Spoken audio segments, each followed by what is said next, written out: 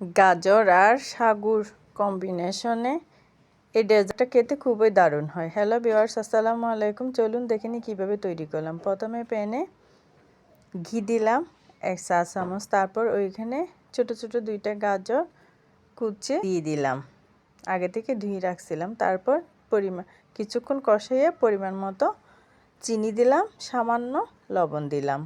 লবণ দিয়ে আরও বেশ কিছুক্ষণ কষাই, অর্থাৎ সিদ্ধ হওয়া পর্যন্ত।